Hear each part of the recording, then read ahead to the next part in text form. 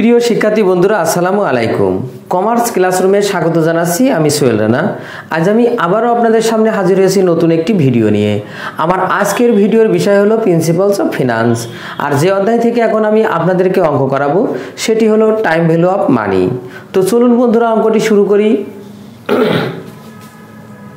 At what percent interest rate a sum of টাকা 5000 will be doubled in 9 years?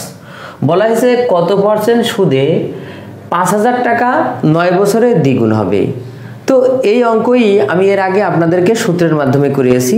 আর এখন আমি যেটা করাবো সেটি হলো 72 রুলসের মাধ্যমে। তাহলে আগে আমাদেরকে 72 রুলস জানতে হবে এটা কি। তো 72 রুলস আমি আগের ভিডিওতে দেখিয়েছি 72 রুলস কাকে বলে। তারপরেও আমি আরেকবার আপনাদেরকে বলি। দেখেন 72 রুলস হলো একটি শর্টকাট মেথড, যে মেথডের মাধ্যমে আমরা কি করি, একটা নির্দিষ্ট পরিমাণ টাকা বার্ষিক চক্রবৃদ্ধির সুদের হারে কত সময়ে দ্বিগুণ হবে সেটা আমরা এই 72 রুলসের মাধ্যমে নির্ণয় করি। আবার দেখেন সেই ক্ষেত্রে আমরা যখন এন অর্থাৎ সময় নির্ণয় করব সেই ক্ষেত্রে আমাদের ইন্টারেস্ট রেট দেওয়া থাকবে। আর যখন আমরা ইন্টারেস্ট রেট নির্ণয় করব তখন আমাদের সময়টা দেওয়া থাকবে। এখানে যেমন দেখেন আমাদের সময় দেওয়া আছে 9 ইয়ার্স, আমাদের বের করতে বলেছে ইন্টারেস্ট রেট। তার মানে আমরা বলতে পারি 72 রুলসের মাধ্যমে আমাদের সময়ও নির্ণয় করা যায় এবং সুদের হারটাও নির্ণয় করা যায়। তাহলে আমরা বলতে পারি যে শর্টকাট পদ্ধতিতে একটি নির্দিষ্ট পরিমাণ টাকা কত সময়ে দ্বিগুণ হবে, কত একটা নির্দিষ্ট বছর দেওয়া থাকবে, সেই বছরে দ্বিগুণ হতে কত পার্সেন্ট ইন্টারেস্ট রেট লাগবে সেটাও আমাদের এখান থেকে নির্ণয় করা যায়। তো চলুন আমরা অঙ্কটি শুরু করি। দেখেন আমাদের 72 রুলসের সূত্রটা আমরা লিখি এখানে। উই নো,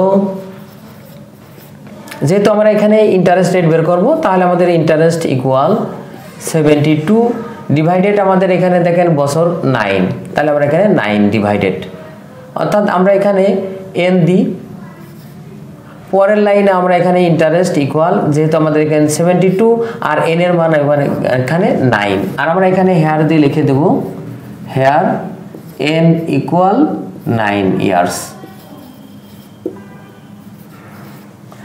এবার দেখেন আমরা এই 72 কে যদি 9 দিয়ে ভাগ করি তাহলে আমাদের আসে কি 8, 8 9 72, তার মানে 8%। তার মানে অতএব ইন্টারেস্ট আমাদের 8%। আমরা এখানেও পার্সেন্ট ব্যবহার করতে পারি। তো ছাত্রছাত্রী বন্ধুরা আজ এ পর্যন্তই। আমার ভিডিওটি কেমন হলো অবশ্যই কমেন্ট করে জানাবেন। যদি ভিডিওটি ভালো লেগে থাকে অবশ্যই ভিডিওতে একটি লাইক দেবেন। এছাড়াও অন্যান্য বন্ধুদের দেখার সুযোগ করার জন্য অবশ্যই ভিডিওটি শেয়ার করবেন। আর আমার চ্যানেলে আপনি নতুন হয়ে থাকলে অবশ্যই আমার চ্যানেলটি সাবস্ক্রাইব করবেন। ধন্যবাদ। আল্লাহ হাফেজ।